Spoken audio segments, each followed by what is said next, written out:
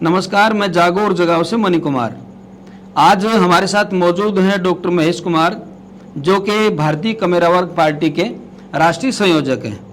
नमस्कार डॉक्टर साहब। नमस्कार मणि कुमार जी, और आपके सभी दर्शकों को भी मेरी तरफ से नमस्कार। डॉक्टर साहब, हरियाणा की राजनीति में बड़ी तेजी से उठापटक हो रही है, तो हरियाणा की राजनीति में आपने कदम रखा है, तो उसमें आप और अपनी पार्टी का क्या भविष्य देख रहे हैं? देखिए, ऐसा है मणि कुमार जी कि राजनीतिक उठापटक तो जो है हर 5 साल के अंदर जब नतीजे आते हैं तो होती रहती है। कई बार एक दल कमज़ोर होता है, कोई दल उभर करके आता है, तो ये महत्वाकांक्षा का खेल है, लोग इधर से उधर होते रहते हैं। लेकिन भारतीय कमेरा वर्ग पार्टी, जैसा कि आप नाम से अंदाज़ा लगा सकते हैं कि ये कमेरों का दल है। इसके अंदर जो किसान है, कमेरा है, मजदूर है, जो वंचित है, बहुजन है, ये भारतीय कमेरा वर्ग पार्टी उस वर्ग की बात करती है। और जितनी भी सरकारें पूर्व में रही, उन्होंने इस वर्ग को, कमेरे को हमेशा छला है, उसको लारे लप्पे देख करके उनका वोट छीनने का काम किया है।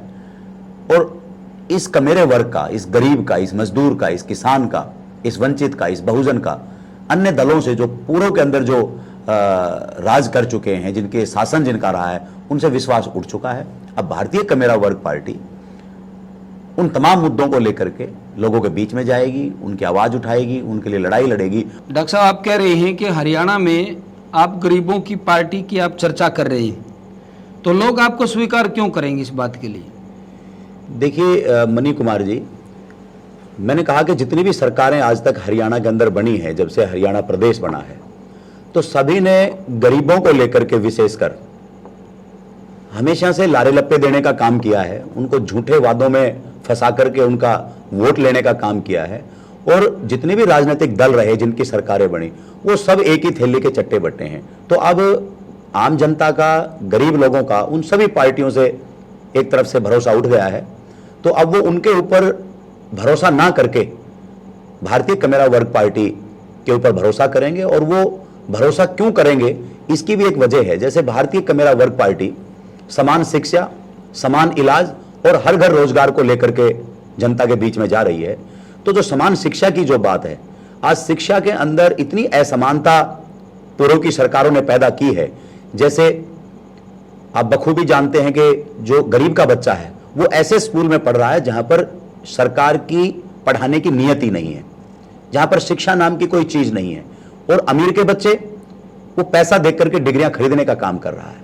अब जो प्राइवेटाइजेशन जो शिक्षा के अंदर किया है, निजीकरण जो शिक्षा का किया है, बाजारीकरण जो शिक्षा का किया है, अलग अलग फीस के 5,000, 10,000, 15,000, 50,000 रुपए महीने तक की फीस के जो स्कूल इन सरकारों ने स्थापित किए हैं, वो किनके हैं?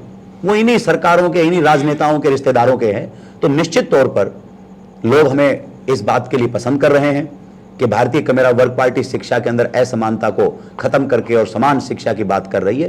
तो इस तरह के तमाम मुद्दे हैं, चाहे वो समान इलाज की बात हो, हर घर रोजगार की बात हो, तो वो जो बात पहले कह चुके हैं और उन बातों को पूरा नहीं किया है, तो उनको ना कबूल करके भारतीय कमेरा वर्ग पार्टी के अंदर लोग विश्वास करेंगे।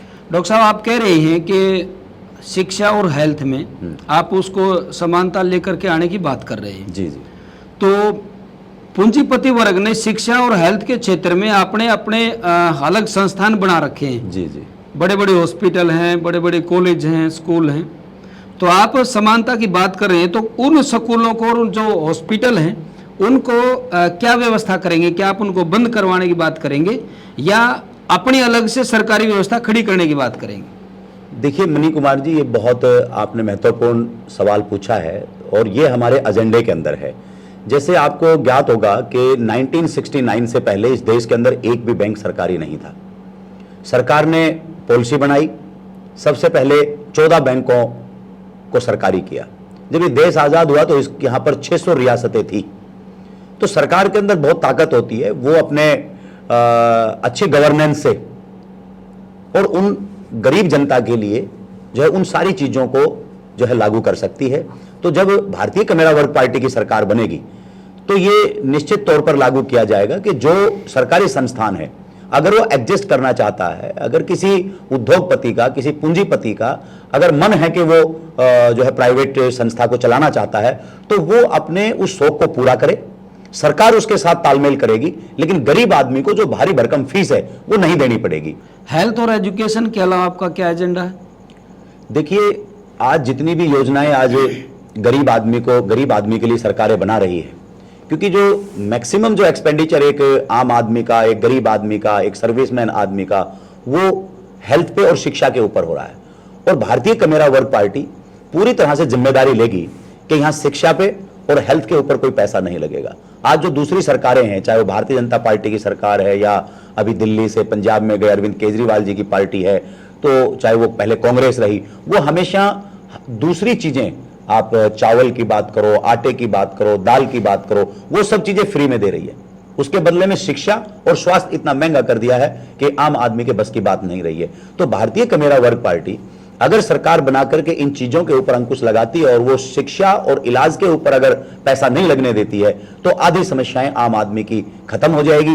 ये जो दूसरी चीजें हैं फ्री करने की, इनकी जरूरत ही नहीं रहेगी। और हम तीसरा हर घर रोजगार की बात कर रहे हैं, तो निश्चित तौर पर रोजगार मिल सकता है अगर सरकार की नीयत अच्छी हो। बहुत सारे विकल्प हैं, जैसे सरकार कहती है कि जो सरकारी स्कूल है उसकी संख्या बताती है कि सरकारी स्कूल के अंदर इतने विद्यार्थी होंगे तो वो स्कूल चलेगा, लेकिन सरकार ये नहीं बताती कि उस स्कूल के अंदर 5वीं तक स्कूल है, 8वीं तक स्कूल है, 10वीं तक स्कूल है, 12वीं तक स्कूल है, तो कुछ रेशो के अंदर चपरासी, चौकीदार, सफाई कर्मचारी ये भी उसमें लगने चाहिए। लेकिन आज क्या व्यवस्था है कि अगर एक 5वीं तक स्कूल है तो उसमें अगर 2 सफाई कर्मचारी, 2 माली, 2 चपरासी और 2 चौकीदार होने चाहिए, तो उनके बदले में सिर्फ एक ही आदमी काम कर रहा है। वही चपरासी है, वही चौकीदार है, वही सफाई कर्मचारी है, और वो एक ही आदमी काम कर रहा है, वो भी कच्चा। तो अगर सरकार के ही नॉर्म को पूरा करने की बात करें तो 2, 3, 4, 5 की रेशियो के अंदर ये कर्मचारी, जो सफाई कर्मचारी हैं, पियोन है और जो चौकीदार हैं, इनको अगर ठीक तरह से उन स्कूलों के अंदर अगर नियुक्त किया जाता है तो लाखों अनपढ़ लोगों को नौकरियां मिलेंगी। तो इस तरह से जो ऑलरेडी जो लोग नौकरियां कर रहे हैं, तो जब तक, जैसे सरकार अब कह रही है कि जिनके परिवारों में नौकरी नहीं है उनको 5 अंक देंगे, कभी कहते देंगे, कभी 2.5 अंक देंगे, लेकिन कहते हैं फिर उन बात को लागू भी नहीं करते। लेकिन भारतीय कमेरा वर्ग पार्टी सरकार बनाएगी तो डेफिनेटली जिस घर में बिल्कुल रोजगार नहीं है उसको प्रेफरेंस देकर के उस गरीब के बेटे को सरकारी नौकरी देने का काम करेंगे। तो कुछ बहुत सारे लोगों के पास तो है, जिनके पास नहीं है उनको भी नौकरी देंगे। तो जब घर में नौकरी आएगी, स्वास्थ्य और शिक्षा के ऊपर पैसा नहीं लगेगा, तो ये सारी जो समस्याएं हैं ये गरीब की खत्म होने का काम भारतीय कमेरा वर्ग पार्टी करेगी। डॉक्टर साहब, हरियाणा की राजनीति में बहुत उठापटक होती है। आपने देखा होगा, जो भी किसी भी पार्टी से रूठता है तो अपने अलग अलग घटक बना करके खड़ा होता है। तो आप वर्तमान संदर्भ में जो हरियाणा की राजनीति है उसमें अपना क्या भविष्य देख रहे हैं? देखिए मनी कुमार जी, ऐसा है, ये तो राजनीति के अंदर, राजनीति एक महत्वाकांक्षा का खेल है, और जब आदमी को कहीं पे ठीक से जगह मान सम्मान नहीं मिलता है, या वो प्रयास करके भी कहीं पे अच्छी कामयाबी हासिल नहीं कर पाता है, या जब कोई एक दल कमजोर होता है, कोई नए दल की एंट्री होती है, तो ये लाजमी बात है कि लोग इधर से उधर हो जाते हैं। आपके आयाराम गयाराम का जो कोटेशन है वो हरियाणा के अंदर बहुत पॉपुलर है। लोग आते हैं जाते हैं, चुनाव के समय बहुत सारा कुछ होता है। लेकिन देखिए, ये जितने भी दल हैं, बीजेपी, कांग्रेस, आम आदमी पार्टी या और जो छोटी क्षेत्रीय पार्टियां हैं, इनके अंदर आज आम जनता का, गरीब आदमी का विश्वास उठ गया है। जो नई लीडरशिप जो डेवलप होने चाह रही है, उसको भी ये जो पुरानी जो लीडरशिप है, ये जो नेता हैं जिनकी जड़ें बहुत गहरी हो गई है, जो अपनी कुर्सियां, अपने पद छोड़ना ही नहीं चाहते हैं, तो हर वर्ग का वो नया लीडर, वो नौजवान आज वहां से भी रुष्ट है।